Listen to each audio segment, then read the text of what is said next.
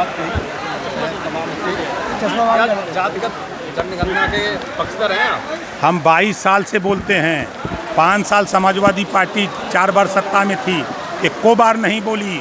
Bahujan Samaj party सत्ता में थी, एको बार नहीं बोली। कांग्रेस सत्ता में थी, एको बार नहीं बोली। हम सदन से लेकर सड़क तक बोलते रहते हैं। आज फिर कह रहा हूँ, जातिवार जनगणना कोई कराएगा तो एनडीए सरकार माननीय नरेंद्र मोदी जी के ही नेतृत्व में होगी। 69,000 भर्ती जो है सुप्रीम कोर्ट में बदल गई है। देखिए, जहाँ तक सवाल आपने 69,000 की किया, मैं फिर कह रहा हूँ कि 1986 से इस लड़ाई को हम लड़ रहे हैं। हम मान्यवर कांशीराम जी के साथ रह करके मंडल कमीशन लागू कराने की लड़ाई लड़ते लड़ते फिर किन्हीं बिंदुओं पर बसपा नेता से हमसे कुछ विवाद हुआ तो मैं पार्टी बना लिया। और आप बताओ, आप लोग तो गवाह, सदन से लेकर सड़क तक 69,000 शिक्षक भर्ती से ज़्यादा हमसे कौन लड़ सकता है, बोला है। और मैं अभी हमारे यहाँ का आवास पे बच्चे गए थे अभ्यर्थी, मैं उनसे कहा कि चलो मुख्यमंत्री से, मैं उन्हीं के सामने चीफ सेक्रेटरी से मनोज जी से बात की। वो दिल्ली जा रहे थे, उन्होंने कहा कि शाम को आता हूँ तो मुख्यमंत्री से बात करके आपको बताता हूँ। रात को 11 सुप्रीम कोर्ट में मामला चला गया। भैया मेरे, अब आप बताओ, हम तो रोक नहीं सकते किसी को कि हम रोक सकते हैं।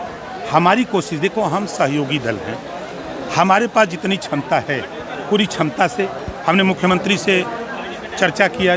जब नियुक्ति पत्र वितरण हो रहा था उस समय भी चर्चा किया, 8 तारीख को भी चर्चा किया, 9 तारीख को टाइम भी लिया। मनोज जी ने कहा तो मनोज जी के कथनानुसार मैंने गोरखपुर में कहा कि आप वहाँ मिल लीजिए मुख्यमंत्री से। उन्होंने कहा कि लेके आओ, हम नहीं आ सकते क्योंकि मेरा कार्यक्रम मिर्ज़ापुर में है। मैं मिर्ज़ापुर में था तो मेरी सिंपैथी, मैं 69,000 शिक्षक भर्ती के जो अभ्यर्थी हैं मैं उनके साथ हूँ। मैं फिर कह रहा हूँ, जिस देखिए सही बात तो कोई बता नहीं रहा है, ब्लैकमेल करने की बात। देखिए, एक स्कीम 2016 में देश के केंद्र सरकार ने लागू किया कि 60% धन हम देंगे और 40% धन राज्य सरकार देगी, और मदरसों में हम अंग्रेजी, साइंस और मैथ पढ़ाएंगे। उसके लिए अध्यापक नियुक्त हुए, ठीक है। फिर पिछले 3 साल पहले केंद्र सरकार ने उस योजना को बंद कर दिया। 1 साल प्रदेश सरकार ने अपने जो अंशदान था वो पैसा दिया, तो उस पैसे के बाद उन्होंने बंद कर दिया 2 साल से। तो उसी चीज़ को मदरसे के लोग कह रहे हैं। आप अगर उसको पढ़ेंगे तब समझ में आएगा। दूसरी बात वो कह रहे हैं ना कि मदरसों को मान्यता नहीं दी जा रही है, उसको जो है ऑनलाइन पोर्टल खोला जाए। कहा है ना, जो उनकी यूनियन के लोग हैं, तो उनका कहना है कि जो हमारा या तो अध्यापकों का जो तनख्वाह सैलरी है वो मिले, उनको रखा जाए काम पे, और नहीं तो ये स्कीम बंद कर दिया जाए जो केंद्र सरकार की स्कीम है। लगातार आवासी कर रहे हैं। एक आदमी मायावती पीडीए की रणनीति पे काम कर रहे हैं और दलित पिछड़ों को, मुसलमानों को जोड़ने में जुटे हैं, क्या कहना चाहिए? देखिए, हर नेता अपने अपने काम में है। माननीय अखिलेश यादव जी पीडीए शुरू किए, लेकिन अब वो क्या करने लगे, पांडे डेवलपमेंट अथॉरिटी चला रहे हैं। स्पीकर शिवपाल जी को छोड़ करके किसको बनाया? पांडे जी को।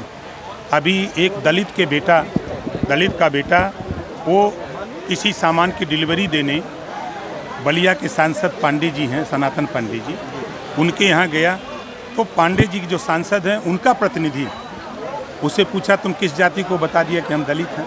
उसको इतना बुरी तरह मारा, FIR भी नगरा थाने में आज तक नहीं हो पाया। अब उस पीडीए की बात कर रहे हैं। अब मायावती जी जब 4 बार सत्ता में थी तब तो पीडीए नहीं दिखाई दिया, तब तो उनको सिर्फ अम्बेडकर ग्राम विकास योजना के नाम पर 14 स्कीमें चलती थी और सिर्फ दलित बस्ती में चली। हम जो उनसे अलग हुए यही वजह था कि किसी गांव को अगर अम्बेडकर गांव घोषित हो तो वहाँ ब्राह्मण हो, राजपूत हो, भूमिहार हो, यादव हो, पटेल हो, मकसद सभी जातियों में वो योजना सबके यहाँ पहुँचे। मंत्री जी, राहुल गांधी ने विदेश में रहकर सिखों के लिए टिप्पणी की है, क्या कहेंगे? देखिए, वो हमेशा भारत के खिलाफ विदेशों में जाके बोलते हैं, उनकी आदत सी बन गई है। और जो भाषा वो बोल रहे हैं वो हमारे हिसाब से उस भाषा को हम पसंद नहीं करते। और जो भारत में रह के भाषा बोलते हैं, आप बताइए, बोलते हैं ना कि पिछड़ों को हिस्सेदारी नहीं मिली, बोलते हैं ना। 60 साल किसकी सरकार थी देश और प्रदेश में? उन्हीं की सरकार थी ना, क्यों नहीं दिया? 4 बार बसपा, 4 बार सपा की यूपी में सरकार थी, ये लोग क्यों नहीं दिए? आज हम लोग थोड़ा सा गुनगुनाने लगे हैं कि भाई आज जो बच्चे 69,000 वाले परेशान हैं, ये क्यों परेशान है? हम तो फिर कह रहा हूँ कि देखिए, नेता नहीं चाहता है। आरक्षण के मुद्दे पे मायावती ने भी कांग्रेस पे निशाना साधा है। वो सही कह रही हैं, मायावती जी सही कह रही हैं। तो मायावती जी, अखिलेश जी, राहुल जी, ये लोग टाइम ले लें योगी बाबा से और मोदी बाबा से। बताओ टाइम मिलेगा कि नहीं मिलेगा?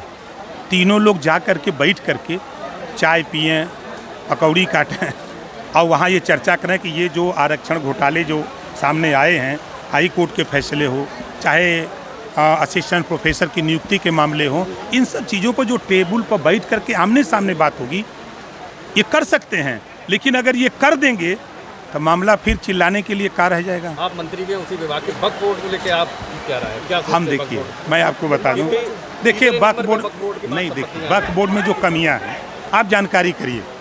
वक्फ बोर्ड की जो नियमावली है, अगर वो कह दें कि ये रिसोर्ट हमारा है, वक्फ बोर्ड कह दे, तो डीएम के यहाँ जा कर के एप्लीकेशन देगा, खाली करा दो, ऐसा नियम है। तो सरकार ये चाहती है कि अगर वो ये कहें कि ये रिसोर्ट हमारा है, अगर वो डीएम के यहाँ एप्लीकेशन देते हैं तो डीएम उसकी जांच करा ले कि वास्तव में इनका है कि नहीं है, कागज देख लें, तब उसके बाद उस पर कार्रवाई हो। तो ये कौन सा बात?